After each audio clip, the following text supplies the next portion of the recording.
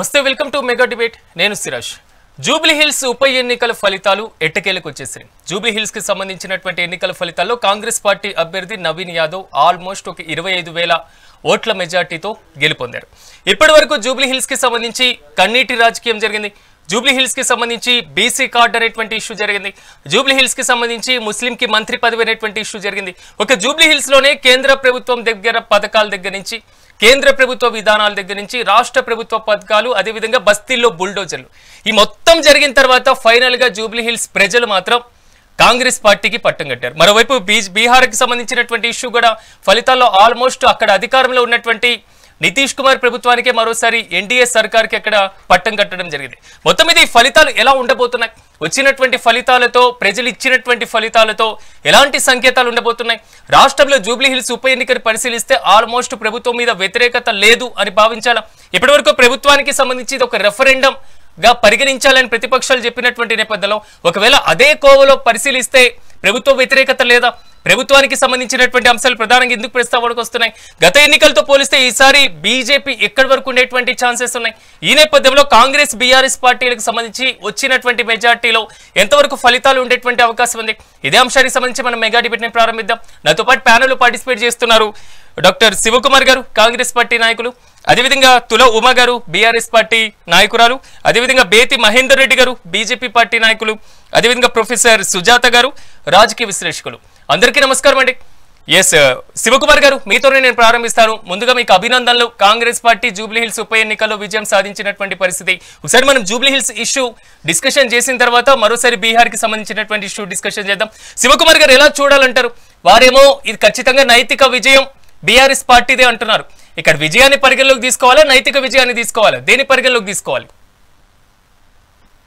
సిరాజ్ గారు mega 9 TV ప్రేక్షకులకు మీకు ప్యానల్ ఉన్న వారికి అందరికీ కూడా నమస్కారం ఈరోజు కాంగ్రెస్ పార్టీ మొదల్లో బై ఎలక్షన్లో పోయేప్పుడు ఏదైతే చెప్పినామో ఈరోజు అదే మాట మీద కాంగ్రెస్ పార్టీ నిలబడడం జరిగింది మనం కూడా ఈ బై ఎలక్షన్ స్టార్ట్ చేసినప్పటి నుంచి ఎన్నో డిబేట్లు చేయడం జరిగింది ఆ డిబేట్లలో అన్నిట్లో కూడా మనం కాంగ్రెస్ పార్టీ అభ్యర్థి నవీన్ కుమార్ యాదవ్ గెలుస్తాడని చెప్పడం జరిగింది ఇప్పుడు కాంగ్రెస్ పార్టీ తరఫున ఎవరైతే క్యాండిడేట్ నిలబడిండో ఆయన గెలుపు ఖాయం ఖాళీ మనం మెజారిటీ గురించే మాట్లాడుతున్నాము మెజారిటీ గురించే పబ్లిసిటీ చేస్తున్నాము కాంగ్రెస్ పార్టీ తరఫున అనేది ఎన్నో డిబేట్లు చెప్పడం జరిగింది ఈ ఏదైతే నామినేషన్ పర్వం ముగిసిన తర్వాత విడ్రాస్ అయిపోయిన తర్వాత కూడా నిన్న ఎగ్జిట్ పోల్ వరకు కూడా కాంగ్రెస్ పార్టీ ఖచ్చితంగా కాంగ్రెస్ పార్టీ గెలుస్తుందని మనం చెప్పడం జరిగింది ఇక ఆపోజిషన్ పార్టీలు ఏం మాట్లాడుకున్నా వాళ్ళ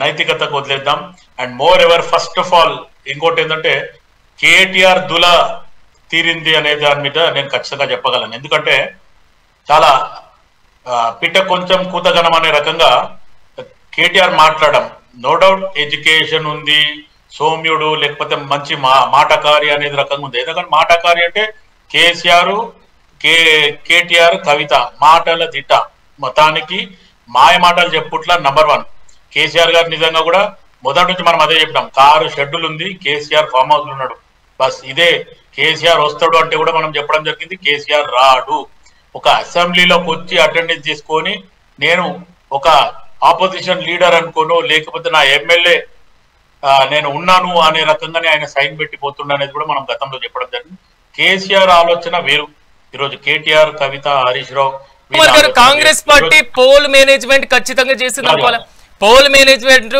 ఖచ్చితంగా చేసినటువంటి ఇష్యూలోనే విజయం మిమ్మల్ని వరించింది అనుకోవాలా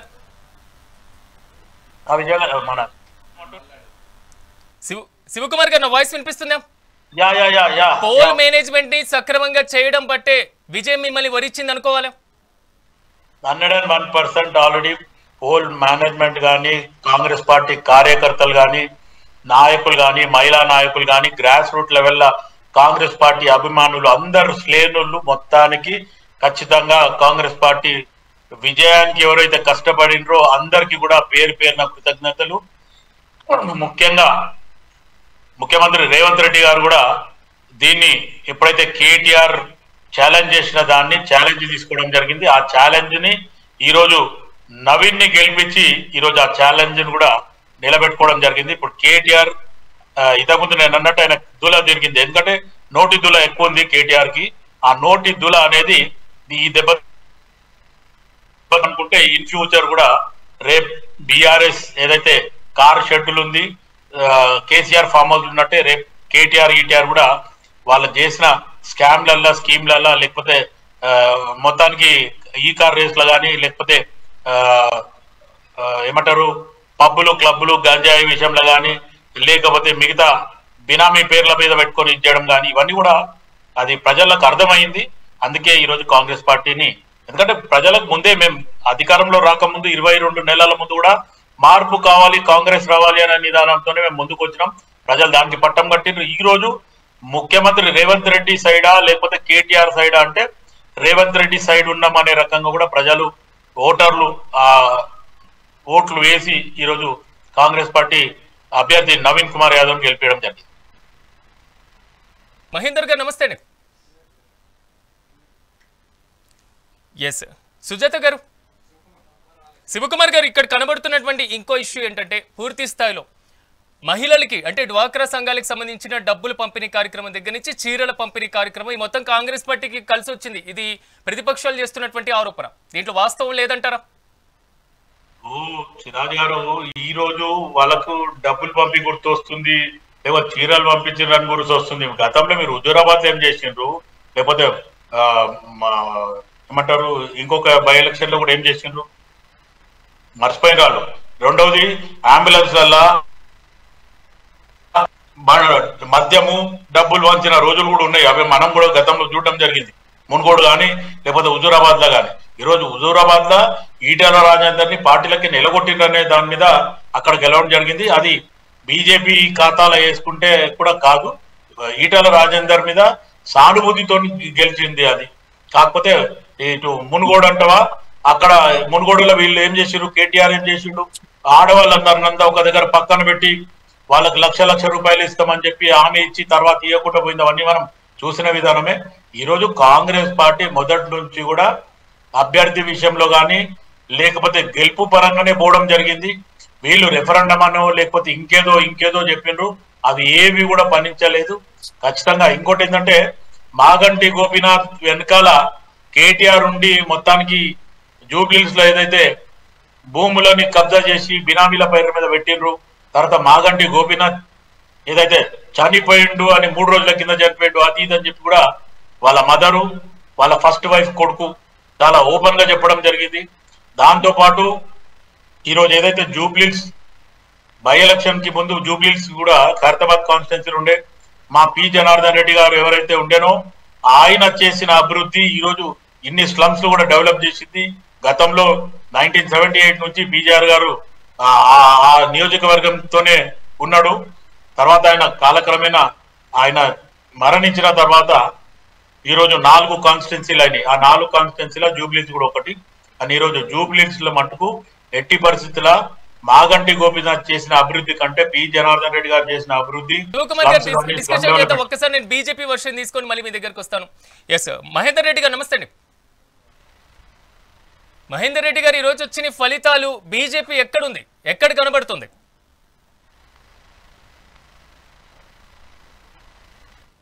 మహేందర్ గారు,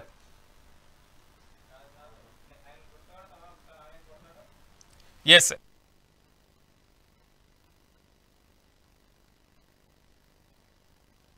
ప్రస్తావన తీసుకొని వచ్చారు. బీసీలకు సంబంధించినటువంటి ఇష్యూ కానివ్వండి, ముస్లింకి తెర మీదకి తీసుకొని వచ్చి మంత్రి పదవి ఇవ్వడం కానివ్వండి, రాష్ట్రంలో అమలు చేస్తున్నటువంటి అభ్యర్థిని అంటే బీసీ అభ్యర్థిని మేము నిలబెట్టాం కాబట్టి ఖచ్చితంగా మాకు ఓట్లు పడతాయి, ప్రభుత్వ పథకాలు మేము సానుకూలంగా ఉన్నాం కాబట్టి ప్రభుత్వ పథకాలకు సంబంధించినటువంటి ఇష్యూ వస్తుంది, ఇలాంటి అనేక అంశాలు చెప్పారు కదా. అంటే ప్రభుత్వం మీద వ్యతిరేకత ఉందని ప్రతిపక్షాలు అంటున్నాయి, కానీ మీ విజయం ద్వారా ఏం చెప్పదలుచుకుంటున్నారు? రాజు గారు, ఆపోజిషన్ పార్టీ ఎన్ని చెప్పుకున్నా ఈరోజు ప్రజలు మా మా మా పక్కన ఉన్నారు, మా అభ్యర్థిని గెలిపించడం జరిగింది. అదే నిదర్శనం. ఇంకోటి, కాంగ్రెస్ పార్టీ మీద చాలా నెపం వేసిండ్రు. క్యాండిడేట్ ని మొత్తం అసాసినేషన్ చేయడానికి కూడా చాలా ఇబ్బందికరంగా చేసిండ్రు. ఎందుకంటే నవీన్ పిల్లోడు యంగ్ ఆల్రెడీ ఒక ఆర్గనైజేషన్ పెట్టి ఆయన మొత్తానికి ప్రజలకు ఎవరైతే బీద ప్రజలనుకో లేకపోతే ఎవరైతే అఫోర్డ్ చేయలేని పరిస్థితులు ఉన్నారో వాళ్ళకంతా ఒక టీచర్ ట్రైనింగ్ పెట్టియడము, లేకపోతే గవర్నమెంట్ స్కూల్ని అభివృద్ధి చేయడము, దాని తర్వాత కొంతమంది ప్రెగ్నెంట్ లేడీలను కూడా మొత్తానికి సెప్టెంబర్ 5th నుంచి అంటే ఫస్ట్ వీక్ సెకండ్ వీక్ వరకు ఒక మేనమామ లాగానో లేకపోతే అక్క తమ్ముడు అన్నలాగానో మొత్తానికి శ్రీమంతం చేయడం కూడా ఆయన ఒక కొత్త ట్రెండ్ తీసుకురావడం జరిగింది అనేది కూడా చెప్పడం జరిగింది. కాకపోతే ఆ రౌడీ షీటర్ కోడ్ కానీ లేకపోతే ఈయన వస్తే మొత్తానికి రేపు పరిస్థితులు బాగున్నాయని చెప్పి చాలా చాలా టీఆర్ఎస్ బీఆర్ఎస్ చెప్పడం జరిగింది. టీఆర్ఎస్ బీఆర్ఎస్ వాళ్ళు ఏదైతే మా పార్టీ క్యాండిడేట్ మీద చెప్పడంతోనే ప్రజలు టర్న్ అవ్వడం కూడా మాకు అది ప్లస్ అయింది. మొత్తానికి కాంగ్రెస్ పార్టీ ఏం చేసింది 10 సంవత్సరాలలో టీఆర్ఎస్ బీఆర్ఎస్ ఏం చేసింది అది చెప్పేది ఉండే, అది చెప్పకుండా పోయి ముఖ్యమంత్రి గారిని నువ్వు మొగోనివా దమ్ముందా అనడము, లేకపోతే దమ్ము లేనోడు దమ్మున్న మొగోడిని దమ్ముందా అంటే దమ్మున్న మొగోడు దమ్ము చూపించేసిండు ఈరోజు రేవంత్ రెడ్డి గారు. కేటీఆర్ ఎక్కడ తల పెట్టుకుంటాడో ఒక్కసారి ఆయన ఆలోచించాలి. ఎందుకంటే ప్రజలకి ఈరోజు కాంగ్రెస్ పార్టీ అందుబాటులో ఉంది. నో డౌట్ 2500 మేము ఇవ్వలేదు, తులం బంగారం ఇవ్వలేదు, అది ఖచ్చితంగా ఇంకా కాంగ్రెస్ పార్టీ 3 సంవత్సరాల 2 నెలలు అధికారంలోనే ఉంటుంది. దాని తర్వాత ఇంకా ముందుకు పోతాం. కాకపోతే మహేందర్ గారు నమస్తే అండి. నమస్కారం అండి. నమస్కారం. ఇందాక శివకుమార్ గారు మాట్లాడడం జరిగింది. కాంగ్రెస్ పార్టీ అమలు చేస్తున్నటువంటి సంక్షేమ కార్యక్రమాలు, కాంగ్రెస్ పార్టీ అమలు చేసినటువంటి వివిధ పథకాలు, పాలసీలు, విధానాలు ఇవే మాకు జూబ్లీ హిల్స్ లో ఫలితాలు ఈ విధంగా ఇచ్చినాయి అనేటువంటి అంశం ఆయన ప్రధానంగా ప్రస్తావించారు. అసలు బీజేపీ ఎక్కడుంది? బీజేపీ ఇష్యూ సర్వేలో కానివ్వండి, నామినేషన్ల ఇష్యూలు తీసుకున్నా, లేకపోతే ఇప్పుడు ఫలితాల్లో చూసుకున్నా బీజేపీ ఎక్కడ కనబడుతుంది? ఒకటండి, ఇలా వాస్తవంగా ఏంటంటే నిజాలు మాట్లాడుకోవడం చాలా ఇంపార్టెంట్. ఎందుకంటే ఏదో ప్రభుత్వం వచ్చింది, మేము సంక్షేమ పథకాలు ఇస్తున్నాము, అందుకే మా కోట్లు ఇచ్చారు అనేది పక్క పెడితే, ఇవాళ మీరు గమనించండి, కాంగ్రెస్ ప్రభుత్వం ఏర్పడింది 2023 డిసెంబర్, అంటే ఈ ఎలక్షన్ జరుగుతుంది 2025, ఇది ఒక నవంబర్లో. అంటే ఇంకా కాంగ్రెస్ ప్రభుత్వానికి ఇంకా టర్మ్ ఎంత ఉంది? ఇంకా 3 సంవత్సరాల టర్మ్ ఉంది. కామన్ గా ఓటర్ల సైకాలజీ ఎట్లుంటది అంటే, ఇవాళ 3 సంవత్సరాల టర్మ్ ఉంది, మాకేమైనా న్యాయం జరగచ్చు, మాకేమైనా ఇందిరమ్మ ఇండ్లు రావచ్చు, లేకపోతే రేషన్ కార్డులు రావచ్చు, లేకపోతే రకరకాల స్కీమ్స్ ఏవైతే కాంగ్రెస్ పార్టీ అభ్యాసం పేరు మీద పెట్టిందో అవన్నీ మాకు వచ్చే అవకాశం ఉంది. ఎందుకంటే టర్మ్ అనేది ఇంకా 3 సంవత్సరాలు ఉంది. ఓటర్లు అదే ఆలోచించారు. ఇక్కడ మీరు గమనించండి. ఇంకోటి ఏంటంటే వాళ్ళు అభ్యర్థి ఏతుందో స్థానికంగా ఉన్న నేత కాబట్టి అదొక ప్లస్ పాయింట్ అయింది. ప్లస్ ఇంకోటి ఏంటంటే స్థానిక నేత కాకుండా శ్రీశైలం యాదవ్ ఏదైతే ఉన్నాడో, నవీన్ వాళ్ళ తండ్రి ఏదైతే ఉందో, కొంచెం ఆ ఏరియాలో చాలా మటుకు ఏదో సేవా కార్యక్రమాలు చేసి అని చెప్పేసి వాళ్ళు మీడియాలో మనం చూడడం జరిగింది. అదంతా పక్కన పెడితే ఇవాళకి ప్రభుత్వం ఉంది కాబట్టి, వాళ్ళ కాంగ్రెస్ ప్రభుత్వం ఉంది కాబట్టి ప్రభుత్వం దిక్కు వాళ్ళు మొగ్గు చూపడానికి ప్రధాన కారణం ఏంటంటే, ఇప్పుడు వాళ్ళు గడిచిన సంవత్సరం 2 సంవత్సరాల టర్మ్ లో మేము ఏదో సంక్షేమ పథకాలు పెట్టినాం దాని విషయం ఓటేసినని కాదు, అది పక్కన పెట్టండి, దాని విషయం ఎవరు ఓటేయలేదు. గత 3 సంవత్సరాలు మాకు లబ్ధి అవుతుందని చెప్పేసి జనం ఓట్లేసారు. అది ఒక్కటే కాదు, ఇంకా మీరు గమనించండి, ఇవాళ కాంగ్రెస్ కానీ టీఆర్ఎస్ కానీ ఈ 2 పార్టీలు కూడా ఇవాళ మైనార్టీ ఓట్ల కోసానికి పాపులాడినాయి. మీరు గమనించండి, ఇక్కడ ఇవాళ టీఆర్ఎస్ పార్టీ ఒక సల్మాన్ ఖాన్ అని చెప్పేసి ఒక 25 కేసులు ఉన్నా, అంటే ముఖ్యంగా మైనర్ అమ్మాయిల పైన అత్యాచారం చేసిన వ్యక్తిని, అట్లా 25 కేసు పోక్సో కేసుల వ్యక్తిని ఇవాళ కేటీఆర్ గారు కండవ కప్పి తీసుకోవడం జరిగింది. మేమే తక్కువ అని చెప్పేసి అజరుద్దీన్ కు, అంటే ఈ ఇన్ని రోజులు లేని వల్ల ఎలక్షన్ టైంలోనే అజరుద్దీన్ కు మంత్రి పదవి ఇచ్చి ఆయనను కూడా ఏదో మేము ముస్లిం గౌరవిస్తామని చెప్పేసి కాంగ్రెస్ పార్టీ, అంటే మైనార్టీ ఓట్ల కోసానికి 2 పార్టీలు కూడా వాళ్ళు ఏదైతే ఆ పార్టీల బలాల బలహీనతలు చెప్పారు, కానీ బీజేపీ ఎక్కడ బలహీన పడింది? ఎందుకు ఓటమి కారణం ఏంటి? వాస్తవంగా మాకు ఎలక్షన్ జూబ్లీస్ ఎన్నికలు అయితే మాకు ప్రామాణికం కాదు. మేము గెలిచినా మేము ప్రామాణికంగా తీసుకోము, ఓడిపోయినా ప్రామాణికం తీసుకోము, మాకు డిపాజిట్ రాకుండా మేము ప్రామాణికంగా తీసుకోము. మేము దాదాపు వచ్చే ఎన్నికలు అయితే మాకు ఆ ఎన్నికలే మాకు కీలకం. మాకు మేము జూబ్లీస్ ఎన్నిక మేము భారీ మేరతో గెలుతాను ఇక్కడ చెప్పలేదు. మేము జూబ్లీస్ లో మేము పోటీ ఇస్తున్నాము అని చెప్పి చెప్పడం జరిగింది. మీరు గమనించండి, ఇక్కడ ఎక్కడైనా కానీ ఎవరు మాటనే పోటీ ఇస్తున్నాము అని చెప్పి చెప్పడం జరిగింది. ఆ పోటీ ఇచ్చే క్రమంలో కూడా మేము చేరుకోలేకపోయినాం. ఓకే, దానికి ఒక సంబంధించి ఏ రకంగా మనకు డిపాజిట్ రాలేదో మేము మా పార్టీ నేతలు, మా అగ్ర నేతలు అందరూ కూడా సమాలోచనలు చేస్తారు. మరి ఏ విధంగా భవిష్యత్తులో ముందుకోవాలి, మరి తెలంగాణలో పార్టీ అధికారం రావాలంటే మనం ఇంకా ఏ విధంగా అడుగులు ముందుకేయాలి, ఈ ఉన్న రోడ్డు పార్టీ జూబ్లీస్ ఎన్నిక ఏదైతే ఉందో మాకు, అంటే వాస్తవంగా ఏంటంటే వచ్చే ఎన్నికలకి గుణపడకంగా నేర్చుకొని మేము వచ్చే ఎన్నికలు ఇంకా ముందుకు వెళ్ళే అవకాశం ఉంది. సిట్టింగ్ స్థానమే కదా, ఆల్రెడీ బీఆర్ఎస్ పార్టీ సిట్టింగ్ స్థానం 2 కాంగ్రెస్ పార్టీ కైవసం చేసుకుంది, కానీ అది బీజేపీకి కూడా సిట్టింగ్ స్థానమే. కేంద్ర మంత్రి కిషన్ రెడ్డి ప్రాతినిధ్యం వహిస్తున్నారు కదా. సార్ ఒక విషయం, సిట్టింగ్ స్థానం అంటే మాకు ఎమ్మెల్యేగా ఉంటే సిట్టింగ్ స్థానం అంటాము, అది పార్లమెంట్ లో ఒక అసెంబ్లీ. అది మీరు గమనించండి, పార్లమెంట్ లో ఒక అసెంబ్లీ అంటే కేంద్ర మంత్రి ప్రాతినిధ్యం వహిస్తున్నటువంటి నియోజకవర్గానికి సంబంధించి బీజేపీ బలహీనపడుతుందా? ఇప్పుడు మీరు గమని ఇంతకుముందు కూడా ఈ ఏదైతే పార్లమెంట్ ఏదైతే ఉందో ఈ సికింద్రాబాద్ పార్లమెంట్ లో అంతకుముందు కూడా కిషన్ రెడ్డి గారు ఎంపీగానే ఎంపీగా మంత్రి ఉన్నప్పుడు 7 పార్లమెంట్ 7 అసెంబ్లీలు కూడా మేము గెలవలేదు, ఎప్పుడు కూడా గెలవలేదు.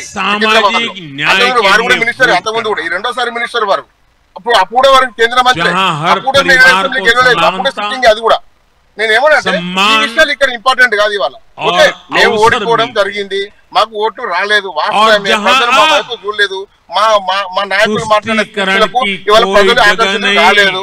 ఓకే భవిష్యత్తు చూద్దాం, భవిష్యత్తులో ఏ రకంగా ముందుకు పోతామో. భవిష్యత్తులో భారతీయ జనతా పార్టీ హైదరాబాద్ కేంద్రంగా రేపు జిహెచ్ఎంసీ ఎలక్షన్స్ వచ్చేట్టున్నాయి. ఎవరు వర్సెస్ ఎవరు ఉంటే చూద్దాము. జిహెచ్ఎంసీ 48 సీట్లు మేము గెలవడం జరిగింది జిహెచ్ఎంసీలో. ఇప్పుడు ఈ జిహెచ్ఎంసీలో మేము బాగా వేస్తాం, 100% మాకు నమ్మకం ఉంది. ఎందుకంటే జూబ్లీస్ ఎన్నిక అనేది ఏ ఎలక్షన్ కూడా ప్రామాణికం కాదని చెప్తున్నాం. ఎందుకంటే ఈ ఎలక్షన్ ప్రామాణికము కాంగ్రెస్ పార్టీకి అవసరం అవ్వచ్చు, కానీ భారతీయ జనతా పార్టీకి ఆ ఎలక్షన్ ఇంపార్టెంట్ కాదు. మాకు మేము గతంలో కూడా చెప్పడం జరిగింది, మేము పోటీ ఇస్తున్నాము, మేము మెజార్టీ అంతకుముందు వచ్చే ఓట్ల కంటే ఎక్కువ మా నాయకులు తాపత్రయపడ్డారు, అంటే ఆ రకంగా కష్టపడ్డారు. ఇవాళ ఒక ఎమ్మెల్యే, కాంగ్రెస్ పార్టీ ఎమ్మెల్యే, మీరు మీడియాలో రావడం జరిగింది, సోషల్ మీడియాలో రావడం జరిగింది, 5 నోట్లు లెక్కెట్టిస్తున్నాడు, 500 నోట్లు లెక్కెట్టిస్తున్నాడు ఓటర్లకు. మీరు అవన్నీ మనం సోషల్ మీడియా చూసినాం. అంటే 20,000 నుంచి దాదాపు 5,000 రూపాయలకు ఒక ఓటుకు గతంలో ప్రభుత్వం అదే విధంగా ఓట్లకు డబ్బులు పంచారు. అధికార పార్టీ అధికార పార్టీకి అన్ని రకాలుగా అధికారులు అండగా మధుసూదన్ గారి అభిప్రాయం తీసుకొని మళ్ళీ మనం డిస్కషన్ చేద్దాం. మధుసూదన్ గారు నమస్తే అండి.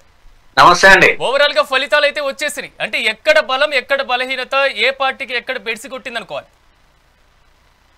ఇది అంతా కూడా ఒక తటస్థ వ్యక్తిగా ఇప్పుడు ప్రజాస్వామ్యాన్ని చూస్తే కొంత బాధగా ఉంది.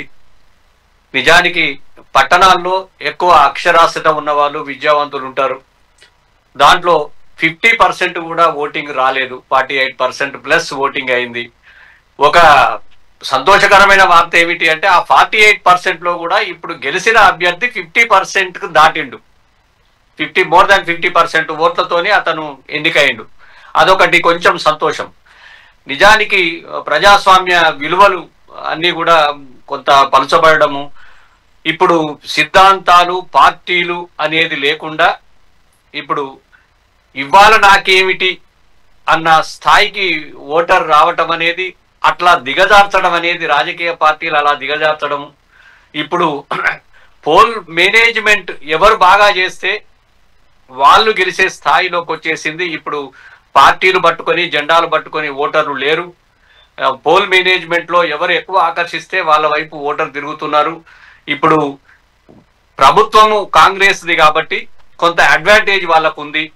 తర్వాత వాళ్ళు ముస్లిం ఓటర్లని బాగా ప్రభావితం చేయగలిగినారు. అది అజారుద్దీన్కి మంత్రి పదవి ఇవ్వడం కావచ్చు, ఇంకో వేరే ఇతర కారణాలతో కూడా వాళ్ళు ఇక రాబోయే 3 సంవత్సరాలు వాళ్ళకి కొంత మేలు జరుగుతుంది అని చెప్పి ఎంఐఎంఓలు కూడా తలిసి ఉండవచ్చు, ముస్లిమ్స్ కూడా తలిచి ఉండవచ్చు. ఇది ప్రభుత్వము కాంగ్రెస్ది కాబట్టి ప్రో కాంగ్రెస్ కి ఓటింగ్ ఎక్కువ జరిగింది. వాళ్ళు పోల్ మేనేజ్మెంట్ అధికారం ఉంది కాబట్టి పోల్ మేనేజ్మెంట్ బాగా చేయగలిగినారు కావచ్చు. అయినా కూడా మన బీఆర్ఎస్ దాదాపు 36% అలా ఓటింగ్ పొందగలిగింది. అది కూడా తక్కువేం కాదు. కానీ ఇప్పుడు జూబ్లీ హిల్స్ లో ఇప్పటి వరకు జరిగిన ఎన్నికల్లో 25,000 దాదాపు 25,000 మెజారిటీ ఉండడం రావడం అనేది ఇది మొదటిసారి అంటున్నారు. ఇంత ఎక్కువ మెజారిటీ ఎప్పుడు రాలేదంటున్నారు. కాబట్టి అనిల్ యాదవ్ కి ఎలాగూ మనం శుభాకాంక్షలు చెప్పాల్సిందే. ఎలక్షన్ జరిగినవి అఫీషియల్ గా డిక్లేర్ అయ్యింది. కానీ ఓటర్ మాత్రము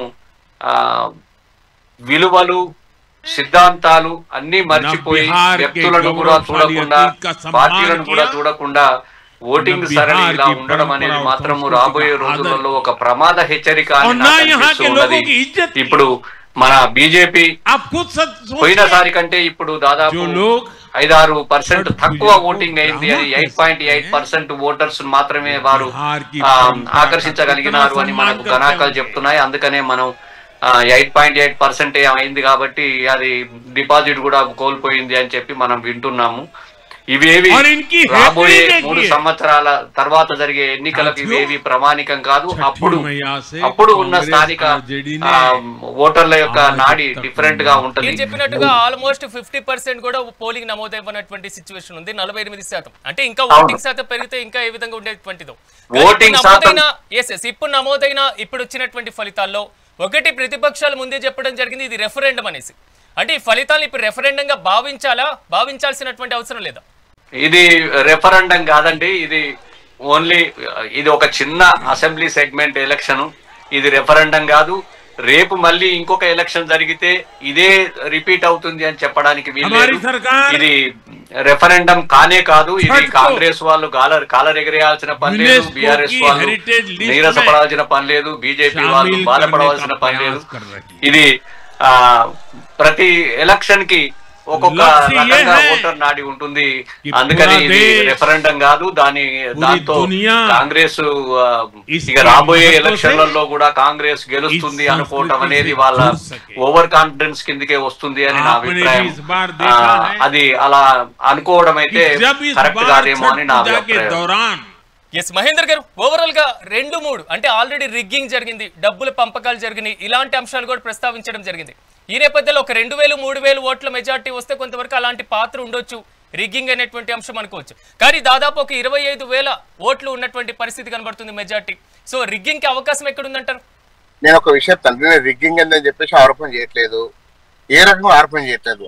ప్రభుత్వం ఇంకా 3 సంవత్సరాల పైన ఇంకా అధికారం ఉంటది కాబట్టి అక్కడున్న ఓటర్లు ఇంకా 3 సంవత్సరాల పైన ఆశ ఉంటది కాబట్టి వాళ్ళకి ఉన్న రద్దీ కాంగ్రెస్ పార్టీ పెట్టిన సంక్షేమ పథకాలే కానీ ఏవైతే ఉన్నాయో వస్తాయని ఒక ఆశ, ఒక అపోహ ఉంది కాబట్టి ఆ అపోహతో వాళ్ళు ఓటు వేయడం జరిగింది. ఎందుకంటే మీరు గమనించి ఎలక్షన్స్ ఇదే బై ఎలక్షన్, ఇదే జూబ్లీసీ బై ఎలక్షన్, ఇంకా కరెక్ట్ 2028 ఎలక్షన్ సార్వత్రిక ఎన్నికలు ఉన్నాయి కదా.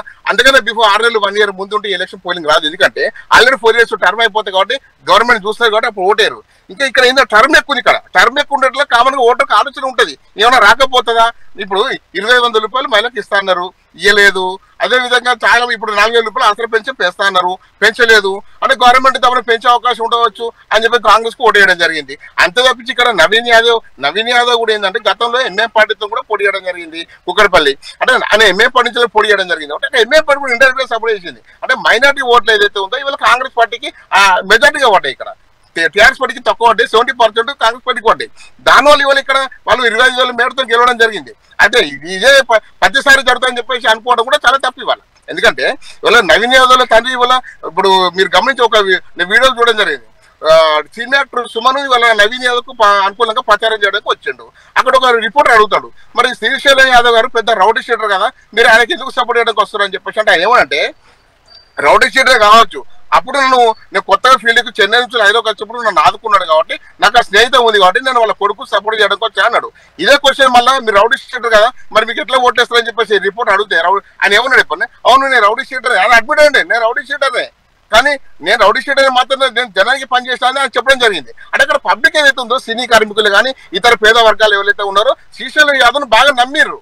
ఆ నమ్మినప్పుడు కామన్ గా ఓట్లు పడతాయి ఆటోమేటిక్ గా. ఆ నమ్మకాన్ని ఇవాళ వీళ్ళు ఏ రకంగా వాళ్ళు వచ్చేటువంటి 3 ఏళ్లలో జూబ్లీ హిల్స్ నియోజకవర్గ అభివృద్ధి కోసం ఓట్లు వేశారంటున్నారు. కానీ వాళ్ళు 2 ఏళ్లలో మేము చేసినటువంటి అభివృద్ధిని చూసి ఓట్లు వేసామంటున్నారు. 2 ఏళ్లలో అభివృద్ధి చేయాలని చెప్తున్నాను నేను. 2 ఏళ్లలో ఎలాంటి అభివృద్ధి కాలేదు. 2 ఏళ్ళ అభివృద్ధి అయిందంటే ఒక విషయం బస్ ఫ్రీ మాత్రం ఒకటి జరిగిందండి. ఎందుకంటే బస్ ఫ్రీ అయితే ఇప్పుడు హైదరాబాద్ లా ఏ మూల నుంచి ఏ మూల కన్నా ఫ్రీగా పోతారు లేడీస్. వాళ్ళ లేడీస్ తోటి కూడా అందుకే రావడం జరిగింది కాంగ్రెస్ గవర్నమెంట్ కి. వాళ్ళ ఎందుకంటే కాంగ్రెస్ గవర్నమెంట్ లో లేడీస్ ఫ్రీ ఉన్నాయి కాబట్టి వాళ్ళు ఇప్పుడు జూబ్లీసీ పరిధిలో ఉన్న లేడీస్ ఎవరైతే ఉన్నారో ఇవాళ ఫ్రీగా అన్ని బస్సులు ఎక్కుతున్నారు, తిరుగుతూ ఉన్నారు. అదొక వన్ ఆఫ్ ది పార్ట్. కానీ మిగతా పథకాలు ఏవి రాలే కదండి. మిగతా పథకాలు వస్తే వాళ్ళ మంత్రులు చెప్పిన బట్టే మిగతా పథకాలు వస్తాయి, మేము ప్రయత్నం చేస్తున్నాము అన్నారు. కానీ ఏంటంటే నిధులు లేవని చెప్పి చెప్తా ఉన్నారు. ఇవాళ గవర్నమెంట్ దగ్గర రూపాయలు లేదని స్వయానాలు ముఖ్యమంత్రి గారే ఒక మీటింగ్ లో చెప్పడం జరిగింది. మేము అప్పుల కోసం పోతే మీరు చెప్పలేకపోతుందని చెప్పేసి భావిస్తున్నారు బ్యాంకులు అని చెప్పి చెప్పడం జరిగింది. అంటే అంత హీనంగా కూడా మాట్లాడడం జరిగింది. అంటే ఇవాళ గతంలో ఉన్న టీఆర్ఎస్ ప్రభుత్వం సుమారు 6.5 లక్షల కోట్లు అప్పు చేసిపోతే ఇవాళ దాన్ని డబల్ చేశారు. With in 2 years double. కేంద్రం కూడా సహాయ నిరాకరణ చేస్తుంది అనేది మాత్రం వారి ఆరోపణ. కేంద్రం సహాయ నిరాకరణ చేస్తుంది. కేంద్రం కిషన్ రెడ్డి సచివాలయానికి రావాలి, సచివాలయానికి ఆహ్వానిస్తున్నామని ముఖ్యమంత్రి అన్నారు 1 గంట క్రితం. ఒక్క విషయం అండి, ఇవాళ గంట క్రితం ఉన్న ముచ్చట పక్క పెట్టండి. వాస్తవంగా ఏంటంటే కేంద్రం అన్ని విధాలు ఇవాళ తెలంగాణలో ఇవాళ అభివృద్ధి చెందుతా ఉందని, గ్రామాలే కానీ పట్టణాలు అభివృద్ధి చెందుతుంటే ఇవాళ కేంద్ర ప్రభుత్వ నిధులతో అభివృద్ధి చెందుతున్నాయి. ఇవాళ గవర్నమెంట్ దగ్గర రూపాయి లేదు. ఇవాళ కాంట్రాక్టర్లు పనులు చేయడానికి ముందుకు వస్తలేరు. ఇవాళ రోడ్లను అయిపోయినాయి. సీమాసోస్ నిధులే కానీ సీమాసోస్ నిధులే కానీ ఇంకా మిగతా నిధులన్నీ కూడా అయిపోయినాయి. ఇవాళ సెంట్రల్ గవర్నమెంట్ నిధులతో ఇవాళ అభివృద్ధి చెందుతా ఉన్నది. గ్రామాలే కానీ పట్టణాలు కానీ మొత్తం సెంట్రల్ గవర్నమెంట్ నిధులే. ఇవాళ ఈ వాస్తవం ఒప్పుకోవాల్సిన అవసరం ఉంది కాంగ్రెస్ వాళ్ళు కూడా. ఇవాళ సెంట్రల్ గవర్నమెంట్ నిధులు లేకుంటే ఇవాళ కాంగ్రెస్ పార్టీ ఇంకొక అడుగు కూడా ముందుకే లేకపోతే ఇవాళ రూపాయలు ఇవాళ రిటైర్మెంట్ అయిన ఉద్యోగులకు ఇవాళ రిటైర్మెంట్ బెనిఫిట్స్ ఇచ్చే పరిస్థితి లేదు. వాళ్ళకు బాండ్ పేపర్ రాసిస్తున్నారు. ఇవాళ వాళ్ళకి రిటైర్మెంట్ అయి పాపం వాళ్ళ డబ్బులతో ఒక ప్రాపర్టీ కొందామని కూడా డబ్బులు ఇవాళ లేవు వాళ్ళ దగ్గర. ఇవాళ మహేందర్ గారు డిస్కషన్ చేద్దాం. ఒకసారి నేను కాంగ్రెస్ ఒపీనియన్ తీసుకుంటాను. శివకుమార్ గారు చెప్పండి. శివకుమార్ గారు, ఖచ్చితంగా ఒక్క మహిళని ఎదిరించడానికి ముఖ్యమంత్రి, అదేవిధంగా రాష్ట్ర మంత్రులు, పార్టీకి సంబంధించిన కీలక వ్యక్తులు, ఎమ్మెల్యేలు, ఎంపీలు, ఎమ్మెల్సీలు అందరూ కూడా కాలికి బలపం కట్టుకొని తిరిగారు కాబట్టి నైతిక విజయం బీఆర్ఎస్ పార్టీదే అని వారు అంటున్నారు. కానీ వచ్చేటువంటి 3 ఏళ్ల అభివృద్ధి కోసం మాత్రమే ప్రజలు పట్టం కట్టుంటారని బీజేపీ వర్షన్ వస్తుంది. ఏమంటారు? ఈరోజు బీజేపీ నాయకుడు మాట్లాడిన దాంట్లో నిజంగా కూడా వాస్తవం మాట్లాడడం జరిగింది. ఈరోజు బీజేపీ ఆల్రెడీ గతంలో కూడా ఇదే దీపక్ రెడ్డి 3 టర్మ్లు కూడా ఎంఐఎంకే నిలబడినప్పుడు కూడా ఈయన ఉన్నాడు. తర్వాత ఇండిపెండెంట్ వేసినప్పుడు కూడా ఉన్నారు. కానీ ఇండిపెండెంట్ వేసినప్పుడు 4th ప్లేస్ ఉండు. తర్వాత first Maganti Gopinath, second Azharuddin, third Naveen, 4th continue అదే రావడం జరిగింది. ఈసారి 3rd ప్లేస్ లోనే ఉన్నాడు. మొత్తానికి మనం అనుకుంది డిపాజిట్ కూడా రాదని ముందే మనం చెప్పడం కూడా జరిగింది. ఎందుకంటే వాళ్ళకి పబ్లిక్ లో అదొక రకంగా ఈవెన్ కిషన్ రెడ్డి తిరిగిన బీజేపీ వాళ్ళు ఎంతమంది వాళ్ళు కూడా తిరగలేను కాదు. ఒక కాంగ్రెస్ పార్టీ అధికారంలో ఉంది కాబట్టి తిరిగింది అనేది ఏం లేదు. బీఆర్ఎస్ వాళ్ళు కూడా కంప్లీట్ గా వాళ్ళ విడతల వారీగా డివిజన్ కి ఇంతమంది అనే రకంగా వేసుకొని వాళ్ళు కూడా తిరిగిండు. కేటీఆర్ అయితే ఇక విచ్చలవిడిగా మాట్లాడిండు. కానీ పబ్లిక్ ఈరోజు ఎట్టి పరిస్థితుల్లో కాంగ్రెస్ క్యాండిడేట్ చేస్తేనే ఇంకా 3 years కాంగ్రెస్ పార్టీ అధికారంలో ఉంటది కాబట్టి ఖచ్చితంగా మాకు పథకాలు కానీ లేకపోతే మిగతా విషయాలలో ఏదైతే ఆపోజిషన్ పార్టీలో ఉన్న క్యాండిడేట్ ని గెలిపిస్తే మాకు ఏం పెద్దగా బెనిఫిట్స్ రావు, నియోజకవర్గం అభివృద్ధి రాదు అనే రకంగా ప్రజలు నిర్ణయం తీసుకుంటూ వచ్చి అది వాస్తవం. ఎందుకంటే ప్రజలకు కూడా కావాల్సింది ఏంది, అల్టిమేటంగా డెవలప్మెంట్ కావాలా. వాళ్ళకు అవసరం అనుకుంటే ఏ అధికారంలో ఉన్న పార్టీ ఏమన్నా వాళ్ళకి బెనిఫిట్స్ ఇస్తుంది లేకపోతే ఏమైనా స్కీమ్స్ ఇస్తుందంటే కూడా దానికి ఆశాపరంగానే ఉన్నాం. కానీ ఒక రకంగా ఆలోచిస్తే మటుకు సిద్ధాంతము పద్ధతి వెళ్ళిన వారు కూడా క్షేత్రస్థాయిలో వెళ్ళిన ఒక ముఖ్యమంత్రి హోదాలో ఉన్నటువంటి వ్యక్తి రోజు కార్నర్ మీటింగ్, రోడ్ షోలు నిర్వహించడం ఒక ఉప ఎన్నిక, అది కూడా ఒక్క స్థానానికి జరిగినటువంటి ఉప ఎన్నికల్లో ఎక్కడైనా చూసారా మీరైనా? అంటే సిరాజ్ గారు, ముఖ్యమంత్రి రేవంత్ రెడ్డి గారు కాంగ్రెస్ పార్టీలో జాయిన్ అయినప్పుడు వర్కింగ్ ప్రెసిడెంట్, ఆ తర్వాత పిసిసి అధ్యక్షుడు, దాని తర్వాత పార్టీని అధికారంలోకి తీసుకొస్తా, అధికారంలో వస్తా, నేను ముఖ్యమంత్రి అవుతాను కూడా శపథం చేసి కేసీఆర్ మీద టీఆర్ఎస్ బీఆర్ఎస్ల మీద ఆ శబ్దం చేసి వచ్చిండు. ముఖ్యమంత్రి రేవంత్ రెడ్డి గారు ఓపెన్ గా మాట్లాడిన బై ఎలక్షన్ కానీ జనరల్ ఎలక్షన్ కానీ రేపు రాబోయే లోకల్ బాడీ ఎలక్షన్లు అయినా సరే నేను ముఖ్యమంత్రి అనేది తర్వాత నేను ఒక కార్యకర్త లాగా నేను పని చేస్తా, నా నైజమే అటువంటిది, నేను కూడా లోకల్ బాడీలోకినే వచ్చిన ఎంపీటీసీ జెడ్పీటీసీ ఆ తర్వాత ఎమ్మెల్సీ ఎమ్మెల్యే ఎంపీ ముఖ్యమంత్రి అయినా నాకు ఆ పెద్ద తేడాలు ఏం లేవు, తారతమ్యాలు ఏం లేవు అనే రకంగా ముఖ్యమంత్రి రేవంత్ రెడ్డి గారు ఓపెన్ గా చెప్పడం జరిగింది. కార్నర్ మీటింగ్ అంటే టీఆర్ఎస్ బీఆర్ఎస్ చేసిన ఛాలెంజ్ కి ఈరోజు తిప్పి కొట్టడానికే ముఖ్యమంత్రి రేవంత్ రెడ్డి గారు కూడా అక్కడ రావడం జరిగింది. మొత్తానికి బీఆర్ఎస్ సిట్టింగ్ సీట్ అది. గతంలో ఆ మాగంటి గోపీనాథ్ ఉన్నప్పుడు 2-3 సార్లు గెలవడం జరిగింది. అది సిట్టింగ్ సీట్ కాబట్టి ఖచ్చితంగా కేటీఆర్ చాలా ధీమాతో మాట్లాడడం జరిగింది, మరి బల్బుతో మాట్లాడింది కాబట్టి ఖచ్చితంగా రేవంత్ రెడ్డి గారు అది ఛాలెంజ్ తీసుకున్నాడు. 3 మంత్రులు వేసారు, ఆ మంత్రులు కూడా ఫీల్డ్ లో వర్క్ చేసారు, చైర్మన్లు కానీ లేకపోతే మహిళా నాయకురాలు కానీ లేకపోతే కాంగ్రెస్ పార్టీ క్యాడర్ మొత్తం పనిచేసింది. ఈరోజు నవీన్ యాదవ్ ఏదైతే గెలుపుకి కాంగ్రెస్ పార్టీ ఖచ్చితంగా సపోర్ట్ చేసింది, ఆయన ఈరోజు గెలిపించుకోవడం జరిగింది. ఆ నవీన్ కూడా ఈరోజు గెలిచిన తర్వాత ఒకటే చెప్పిండు, ఎలక్షన్ వరకే, ఎలక్షన్ అయిపోయింది, ఈ రోజు నేను రిజల్ట్స్ వచ్చేసినాయి, నేను గెలిచిన, ఈ రోజు మనం అందరం కలిసి ఒక్కటే నియోజకవర్గం అభివృద్ధి గురించి నేను సహకరిస్తా, మీరందరూ కూడా కలిసి కట్టుగా రండి, రేపు నియోజకవర్గాన్ని ఎడ్యుకేషన్ పరంగా లేదు అనుకుంటే అభివృద్ధి పరంగా మెడికల్ గా ఇబ్బందులు లేకుండా అటువంటి కాన్స్టిట్యున్సీని చేద్దాము, మీరందరూ కూడా నాకు సహకరించారని చెప్పి నవీన్ ఆయన స్పీచ్ లో కూడా చెప్పడం జరిగింది. ఇంకోటి ఆర్గనైజేషన్ పరంగా ఆయన ఒక ఆర్గనైజేషన్ పెట్టి ఈ 3 సంవత్సరాల నుంచి కూడా ఖచ్చితంగా బరిలో ఉన్నా బరిలో లేకున్నా ప్రజలకు ఆయన దగ్గరకు వచ్చినప్పుడు ఖచ్చితంగా సాయం చేస్తుండని చెప్పి చిన్న శ్రీశైలం కానీ లేకపోతే నవీన్ కానీ ఆ మాట ఓపెన్ గా చెప్పడం జరిగింది. గతంలో కూడా మాగంటి గోపీనాథ్ మీద కూడా ఎన్నో అఫిడవిట్ లో తప్పులు ఉన్నాయనే రకంగా కూడా కేసు వేయడం జరిగింది. ఆ కేసు మాగంటి గోపీనాథ్ గారు చనిపోయిన ఉద్దేశంతో ఆ కేసు కూడా విత్డ్రా చేసుకుంటూ ఇప్పుడు ఎవరైతే మాగంటి సునీత ఉందో ఆమె సెకండ్ వైఫ్ అని చెప్పి కూడా ఆయనకు తెలిసి అఫిడవిట్ లో రాసింది తప్పు అనే రకంగా కూడా డిస్కషన్ చేద్దాం ఒకసారి. మధుసూదన్ గారు ఇక్కడ కనిపిస్తున్నటువంటి ఇష్యూ బీహార్ కి సంబంధించినటువంటి ఫలితాలు కూడా ఒక్కసారి పూర్తి స్థాయిలో మళ్ళీ ప్రభుత్వం పునరావృతమయ్యేటువంటి పరిస్థితి వస్తుంది. అంటే ప్రధాన రీజన్స్ ఏంటంటారు? ఒకవైపు కాంగ్రెస్ పార్టీ కూడా ఓట్ చోరీ అనేటువంటి అంశం వెళ్ళడం జరిగింది. ప్రధానమంత్రి మోదీ తల్లి వీడియోను రిలీజ్ చేసి ప్రధానమంత్రిని మందలిస్తున్నట్లు చేయడం జరిగింది. సర్ విధానానికి వ్యతిరేకంగా పూర్తి స్థాయిలో ఆందోళన చేయడం జరిగింది. అంటే ఒక పాదయాత్ర చేస్తూ పూర్తి స్థాయి నడిపిస్తే ఈసారి కాంగ్రెస్ పార్టీ ప్రభంజనం వస్తుందేమో, బీహార్లో నితీష్ కుమార్ ఈసారి ఓటమి పాలు పక్కా తప్పదేమో అనేటువంటి అనుమానాలు కూడా తలెత్తినాయి. ఎక్కడ తారుమారైందంటారు సిచ్యువేషన్? ఇది బీహార్ విషయానికి వస్తే నిజానికి చాలా terms Nitish Kumar government, NDA government, state government లో ఉన్నా కూడా వ్యతిరేకత ఓటర్లో లేకపోవడం అనేది ఒక ఆశ్చర్యకరమైన అంశము. దీంట్లో నేను పర్సనల్ గా ఊహించేది ఏమిటి అంటే నితీష్ కుమార్ గారు కొంత సస్టైనబుల్ డెవలప్మెంట్ మీద, ఈ ట్రాన్స్పోర్ట్, రోడ్స్, వీటి డెవలప్మెంట్ మీద తన ప్రైమ్ మినిస్టర్, తన చీఫ్ మినిస్టర్షిప్ లో చాలా బాగా వర్క్ చేశాడు అని చెప్పి మనకు గ్రౌండ్ రిపోర్ట్స్ చెప్తూ ఉన్నాయి. ఓటర్స్ అదొక ఆకర్షణగా తీసుకున్నారు. ఇంతకు ముందు చాలా అధ్వానంగా ఉన్న ఈ రోడ్ లింక్స్ బాగా అయినాయని చెప్పి, తర్వాత తను ప్రజా సంక్షేమ పథకాన్ని కూడా బాగా చేస్తున్నాడు అని చెప్పి మనకి ఓటర్ నాడి తెలుస్తూ ఉన్నది. తర్వాత ప్రత్యక్షంగా మనం తిరిగితే కూడా అక్కడ ప్రజల యొక్క నాడి కూడా మనకు అర్థమవుతూ ఉన్నది. ఇక్కడ నితీష్ కుమార్ గారి ఇమేజ్ ఎంత ఇంపార్టెంటో అక్కడ మోదీ ఇమేజ్ కూడా చాలా వరకు బీహార్ లో యాడ్ అయి ఉంటుంది అనేది మనకు స్పష్టంగా తెలుస్తూ ఉన్నది. 207 దాదాపు మెజారిటీతో గెలవడం అనేది చాలా ల్యాండ్ స్లైడ్ విక్టరీ అని మనం చెప్పొచ్చు. 243 సీట్లలో 207-8 సీట్లు వరకు 205 దాటింది. ఇంకా కరెక్ట్ గా పిక్చర్ ఇంకా ఏమి వచ్చినట్లేదు. 207 అంటున్నారు.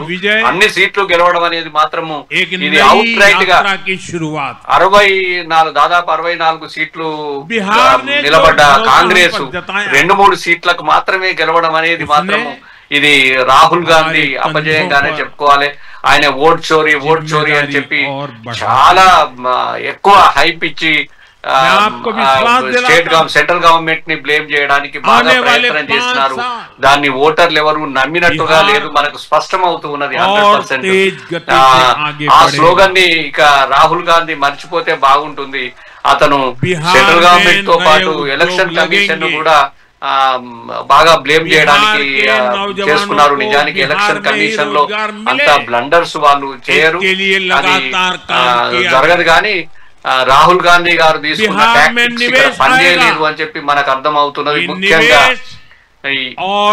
ఈ గఠబంధన్ అనేది ఎలక్షన్ కోసం మాత్రమే కలవడము, వాళ్ళ మధ్య పెద్ద సఖ్యత లేకపోవడము, ఏదో ఒక రకంగా ఇది గట్టెక్కితే అయిపోతుంది, మనం గెలిస్తే సరిపోతుంది అన్నట్లుగా వాళ్ళు వ్యవహరించడం వల్ల ఓటర్ పెద్దగా నమ్మినట్లు లేరు. వాళ్ళు మోదీని చూసినారు, అక్కడ మోదీని చూసినారు, ఇక్కడ నితీష్ చూసినారు, డబుల్ ఇంజన్ సర్కార్ అన్నారు. థర్డ్ టైమో ఏమో ఇప్పుడు నితీష్ గారు మళ్ళీ నితీష్ గవర్నమెంట్ వచ్చింది, ఎవరు ముఖ్యమంత్రి అవుతారనేది తర్వాత డిసైడ్ అవుతుంది. ఇది పూర్తిగా బీజేపీ ఎన్డీఏ విజయంగా, నితీష్ విజయంగానే మనం చెప్పాలి.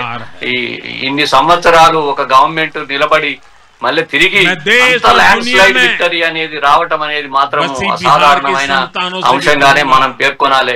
ఈ సందర్భంగా ఓటర్లు ప్రధానంగా చూసింది అంటే అక్కడ కూడా పోల్ మేనేజ్మెంట్ అయింది, వాళ్ళ గవర్నమెంట్ ఉంది, అక్కడ పోల్ మేనేజ్మెంట్ అయి ఉండొచ్చు, కానీ యాంటీ ఇంకంబెన్సీని ఓవర్కమ్ చేసి ఓటర్ మేనేజ్మెంట్ చేసి ఇంత పర్సంటేజ్ ఓట్లను తీసుకొని 205కు పైగా సీట్లను గెలిచి 2/3 మెజారిటీకి వచ్చేసిందంటే అది చాలా విచిత్రంగా అనిపిస్తున్నది, కొంచెం ఊహకి అందకుండా ఉంది.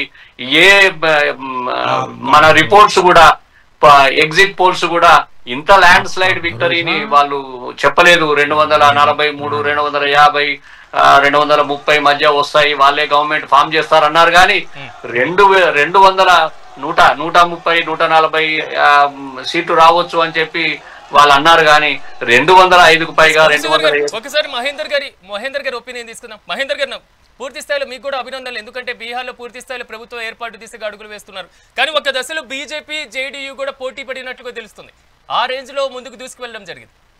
ఒక్కటండి, ఇవాళ మీరు గమనించండి, రాహుల్ గాంధీ గారి వ్యవహార శైలి కానీ, రాహుల్ గాంధీ గారి యొక్క ఏదైతే స్టేట్మెంట్లు కానీ, లేకపోతే విదేశాలకు భారతదేశానికి కించపరచడము, ఇక్కడ ఉన్న ధర్మాన్ని కించపరచడము, ఇక్కడ దేశంలో ఉండి కూడా హైందవ ధర్మాన్ని కించపరచడము, అదే విధంగా ఓటు చోరీ, అంటే వీళ్ళకు ఇవాళ ప్రజా సమస్య లేనట్టు ఇవాళ ఓటు చోరీ అని చెప్పేసి ఒక నిదాన్ని ఎత్తుకొని ఏదో గుడ్డిగా ఓడము, అంటే 60 లక్షల ఓట్లు డిలీట్ చేసి అని చెప్పేసి. నేను ఒక చిన్న ఎగ్జాంపుల్ చెప్తాను. ఇవాళ అదే ఒక ఇంట్లో రాహుల్ గాంధీ గారు చెప్తారు, ఒక ఇంట్లో 600 ఓట్లు ఉన్నాయని చెప్పేసి 600 ఓట్లు చేసి నమోదైనని చెప్పేసి చెప్పడం జరిగింది. నేను ఒక విషయం చెప్తున్నా, 600 ఓట్లలో కూడా మీరు సోషల్ మీడియా చూసిన, నేను 600 ఓట్లలో 400 ఓట్లు కూడా కాంగ్రెస్ పార్టీకే పడ్డాయట.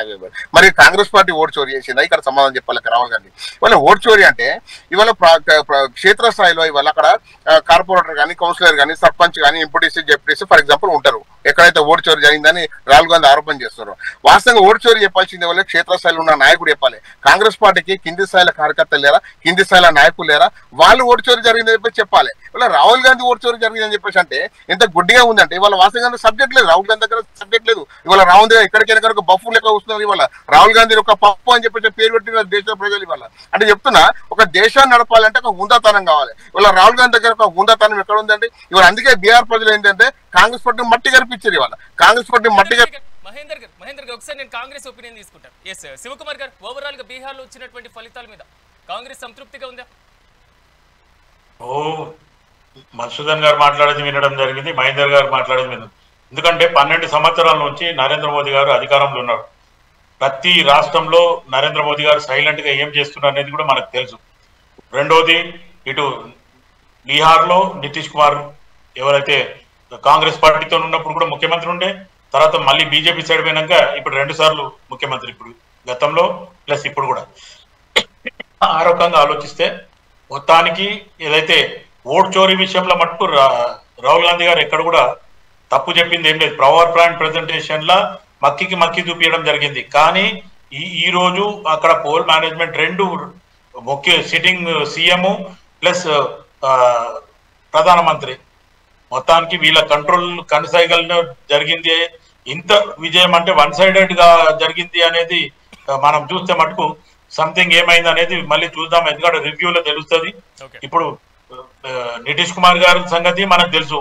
నరేంద్ర మోదీ గారు, అమిత్ షా కలిపి మొత్తానికి బీజేపీని మర్చిపోయి దేశం కోసం, ధర్మం కోసం అనే టాపికే పక్కన పెట్టేసి ఈరోజు నమో నమో నరేంద్ర మోదీ జపం చేస్తున్నారు బీజేపీ మొత్తం. ఈరోజు నరేంద్ర మోదీ చేస్తున్న విధానంలో కూడా మనం ఆదాని గురించి ఆయన మొత్తం ఇంటర్నేషనల్ లో ఏమేమి చేస్తుంది అనేది మనకు అందరు తెలుసు. ఇప్పుడు మొన్న ఎల్ఐసిని కూడా తీసుకుపోయి ఆదానికి అప్పచెప్పిండు. ఇప్పుడు మొన్న భూటాన్ పోయిండు కూడా ఆదాని గురించి మాట్లాడడానికే పోయిండు అనేది కూడా మనకు ప్రచారం అయింది. ఢిల్లీలో బాంబ్ బ్లాస్ట్ అయిందని చెప్పి భూటాన్కి పరిగెత్తొచ్చిన ప్రధానమంత్రి అంటున్నారు. పరిగెత్తొచ్చిన ప్రధానమంత్రి కాదు, భూటాన్కి ఈరోజు ఆదాని గురించి ఆడ డీల్ మాట్లాడడానికి పోవడం జరిగింది. తర్వాత ఎగుమతులు దిగుమతులు అనేది ప్రజలకు చూద్దాం. శివకుమార్ గారు, మీరు అన్నట్లుగా నమోనే కాదు నిమో సూత్రం కూడా బీహార్ లో బాగానే పనిచేసింది నితీష్ కుమార్ మోదీ సర్కారు, అంటే డబుల్ ఇంజన్ సర్కార్ ని కూడా అక్కడ పట్టం కట్టడం జరిగింది. చూద్దాం మొత్తం మీద మాత్రం ఫలితాలు ఈ విధంగా ఉన్నటువంటి పరిస్థితి. ఈ రోజు నాతో పాటు ప్యానెల్ లో పార్టిసిపేట్ చేసినటువంటి శివకుమార్ గారికి, మహేందర్ రెడ్డి గారికి, మధుసూదన్ రెడ్డి గారికి ప్రత్యేకంగా కృతజ్ఞతలు. ఓవరాల్ గా మాత్రం బీహార్ లో అసెంబ్లీ ఎన్నికల ఫలితాలు ఎన్డీఏకి, రాష్ట్రంలో జూబ్లీ హిల్స్ ఉప ఎన్నికల ఫలితాలు కాంగ్రెస్ పార్టీకి పట్టం కట్టడం జరిగింది. ఓవరాల్ గా వివిధ పర్సంటేజ్లతో ముందు, అంటే ఎన్నికల ప్రచారాల్లో వచ్చినటువంటి విమర్శ ప్రతి విమర్శలు, వచ్చినటువంటి ఆరోపణలన్నీ కూడా ఈ రోజు ఓటర్ ఓటర్లు మాత్రం పులి స్టాప్ పెట్టడం జరిగింది. ఇది వాటి మెగా డిబేట్. రేపటి డిబేట్లో మళ్ళీ కలుద్దాం. చూస్తూనే ఉండండి మెగా డిబేట్.